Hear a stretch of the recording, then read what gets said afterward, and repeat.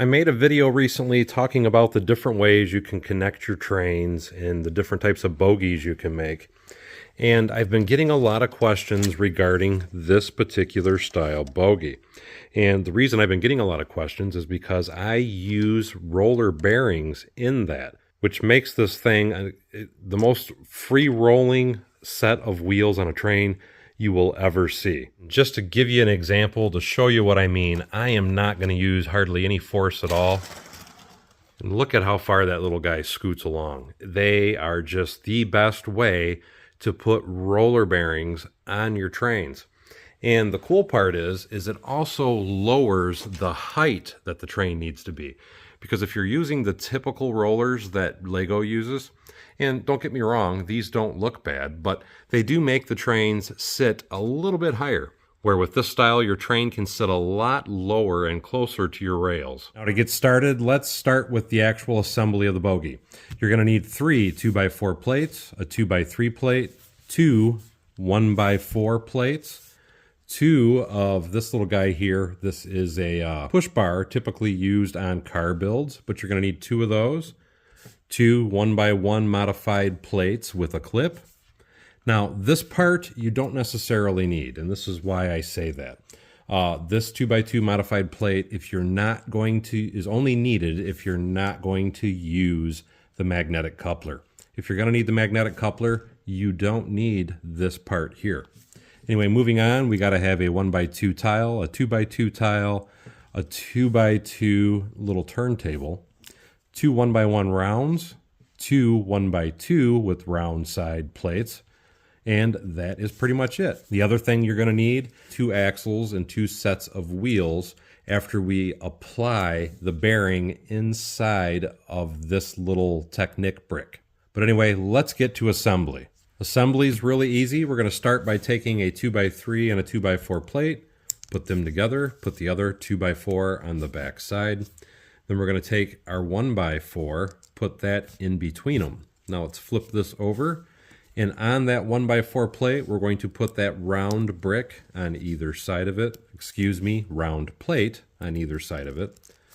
So now we have that assembly. And now we're going to take our other 1x4 and put that on the bottom to hold that 1x1 in place. Now that we have that done, we're going to put the 1x1 rounds on either side of that. Now with that assembled, we're going to flip it around to the top, and we're going to take our last 2x4 plate, and this is where we're going to put it on the center to hold everything together. Now this is where I told you at the beginning of the video, it depends on which way you're going to do it. Now this is where I would put that on, but we're going to assemble it in a manner and fashion that you're going to use the magnetic coupler just in case you are one of those people. But remember, if you did not want to use the magnetic coupler, this is when you would put that on. And just real quickly, normally what I would do after that is I would put the 2x2 tile there. Then we put the little 2x2 turntable on. And then we put the 1x2 tile on top of that. And that would pretty much finish the assembly. But let's go back to doing what I said we're going to do, which is use the magnetic coupler. And we're just going to put that on in place of it instead. Now on the sides, again, right above that round 1x2 plate, we're going to use the modified 1x2 plates to put that on those. And then you take this little bumper guard or whatever you want to call it, and you're going to do the piece that is bent out inside of this like so. And then you can take it and then fold it down once we get our tires on. But this is where we got to get into a little bit of technical information. To actually make the wheel bogies with the bearings like I have here, first of all, you can use Lego parts. I am using an off-brand brick, and I do that because if I'm going to damage the piece, I'd rather it be a cheap off-brand part instead of a brand new Lego part, because you can damage the part doing what I'm about to show you to do, because you are physically essentially beating the piece into the hole. But more on that later. The big thing I want to tell you is for the bearings. These bearings are very small. And these bearings are a 2mm by 5mm by 2mm bearing. And just so you're aware, you can buy these anywhere. You can buy them at Amazon, any hobby parts store, pretty much anywhere that sells anything to do with RC cars will sell this bearing. And this bearing is part number MR52ZZ. That is MR52ZZ. To give you some technical information, the outer diameter of this bearing is 5mm. The thickness of this bearing is 2mm. And I just rolled it off the table. The center of this bearing is 2mm. And it's important to note that because the axles that you get, whether they be Lego or off-brand, for your train wheels, those axles are 2mm in size. That's why you got to make sure you get the 2x5x2, because you want the bearing to be able to slide onto your axle. But the most important part of this assembly is inserting this into a brick. Anyway, to install this, and I recommend getting something hard. I know a lot of people don't have a lot of the tools that I have, but this is actually a duct bender, so it's a piece of steel. But what you're going to do is you're going to take your bearing, you're going to put that down flat on the surface, and then you're going to take your Technic brick. The inner diameter of that hole is 5mm. The outer diameter of that bushing is 5mm. So it is a very tight fit, but you can get that to go in there.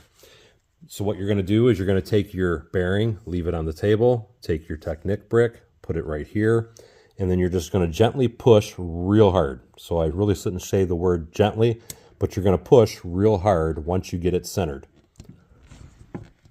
And once you get it pushed on there, you'll see that it is in the hole. And that is all you have to do to actually insert these. The important thing to note when you are making these, you got to have one that's going to have the bearing into the left and one that has the bearing into the right.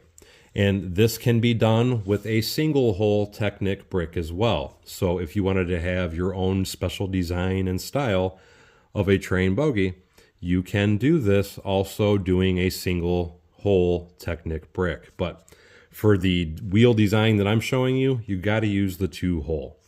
But once you have that done, the only thing left to do is you take and you slide the left one on one side of the axle, and then you slide the right one onto the other side of the axle. And you can see that those things will spin on there like crazy. Once those are on, you're going to take and put your train wheels back onto the axle. And with the train wheels back on the axle, we are going to go back and get this train bogie. And then you are going to take and you're going to put the one set with the axle towards the back onto your, and the wheels are popping off. So what we're going to do is we are going to insert this way. And that, there we go. So now we have that on there. And that's the important thing to note with this little brush guard piece that we're putting on here. That is to hold the train wheels onto the bogie. If you didn't have those on there, what would end up happening is the wheels would spin, the axle would pop out, and so on and so forth. But anyway, we're going to take and put our wheels on that, and then we're going to put the front side on. Once that's on there with your wheels, you just kind of push this down. Now, you don't want to push the bumper right against the wheel. You want to leave just a little bit of a gap. And again, that is just to keep it from rolling out and bumping out. But once you do that, again, you are going to have the best roller that you will ever see on your Lego trains.